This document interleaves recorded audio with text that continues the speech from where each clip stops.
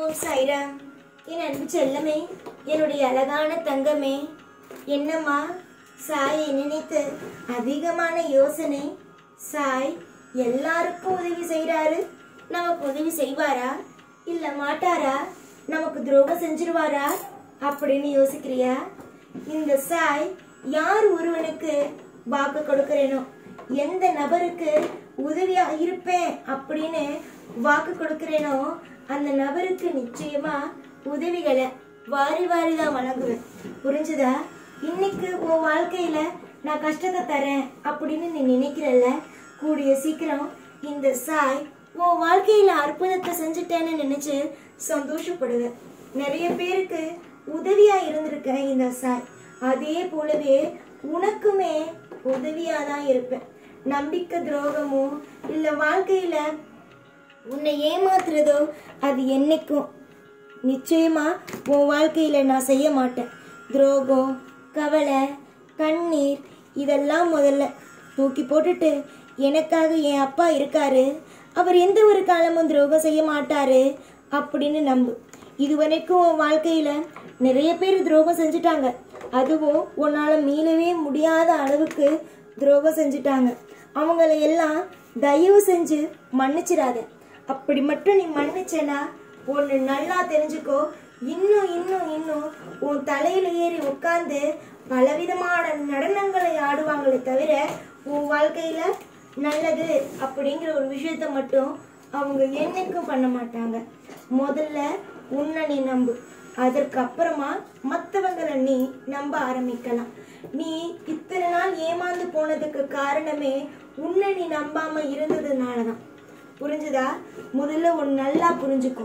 முதல்ல நீ எந்த அளவுக்கு உன்னை நம்பி ஒரு காரியத்துல நீ இறங்குறியோ அந்த அளவுக்கு உன் வாழ்க்கையில நிறைய மாற்றமோ நிறைய திருப்பமோ இருக்கும்.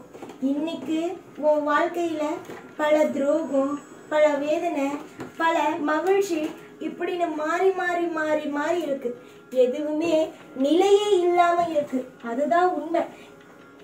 நிலை இல்லாத ஒரு வாழ்க்கையை தான் நீ வாழ்ந்துகிட்டு இருக்க.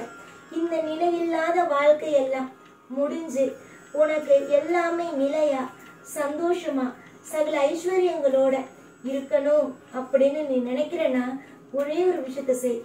யாரையும் எப்பயும் நம்பாத. உன் மேல நீ அதிகமான நம்பிக்கை வை.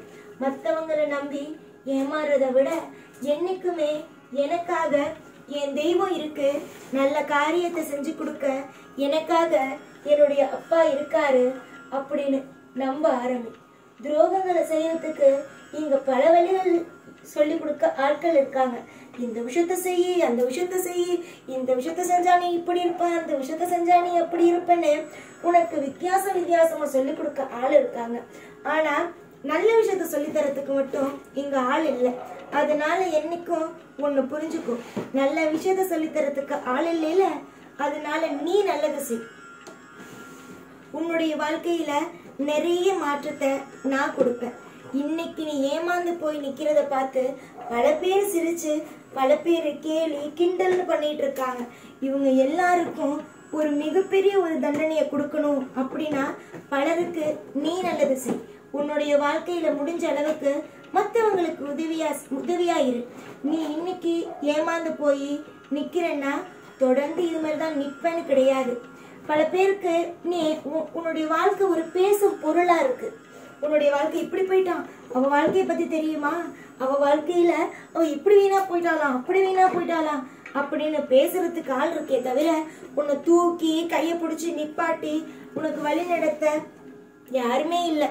அதனால உன்னால முடிஞ்ச ஒரு 4 பேத்துக்கு, உன்னால முடிஞ்சதான் சொல்றேன், உன்னால முடிஞ்ச 4 பேத்துக்கு உதவியை செய்.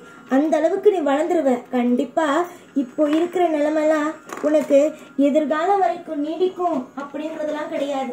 நிச்சயமா கூடிய சீக்கிரமா உன் வாழ்க்கையில நீ வளர்ந்துருவ.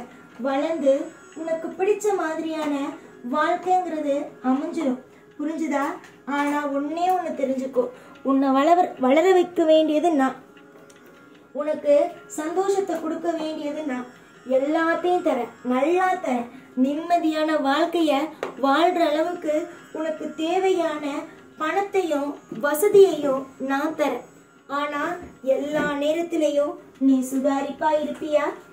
சொல்லு பார்க்கலாம். யார்கிட்டையும் எப்பயும் ஏமாந்துராம இருப்பியா? நீ ஏமாற மாட்டேன்னு சொல்லு, உனக்காக நான் எல்லாத்தையும் தரேன். நீ எல்லாருக்கும் பாவப்படுறது தப்பு கிடையாது, பாவப்படலாம். ஆனா பொய், பித்தலாட்டம் இதெல்லாம் செஞ்சுக்கிட்டு உன்னை ஏமாத்திக்கிட்டு இருக்கிறவங்களையும் நீ நம்புறியே, இதெல்லாம் எந்த விதத்துல நியாயம்? முதல்ல இதுவரைக்கும் நல்லா யோசிச்சு பாரு. யாரெல்லாம் உன்னை ஏமாத்தினாங்க, யாரெல்லாம் உன்னை கஷ்டப்படுத்தினாங்க, எந்த ஒரு நபரெல்லாம் உன்னுடைய வாழ்க்கைய ஒரு விளையாட்டு பொருளா வச்சு விளையாண்டாங்க, உனக்கு நேரா நல்லவங்க மாதிரி இருந்துகிட்டு உனக்கு பின்னாடி யாரெல்லாம் துரோகம் செஞ்சாங்க அப்படிங்கிறத கொஞ்சோண்டு நினைச்சு பாரு. எல்லாமே புரியும். யாரு நல்லவங்க, யாரு கெட்டவங்க, யாரு நல்லது செய்யறா, யாரு நல்லது செய்யல அப்படின்னு எல்லாமே புரியும். நிறைய ஏமாந்துட்ட, நிறைய ஏமாத்திட்டாங்க உன்னை.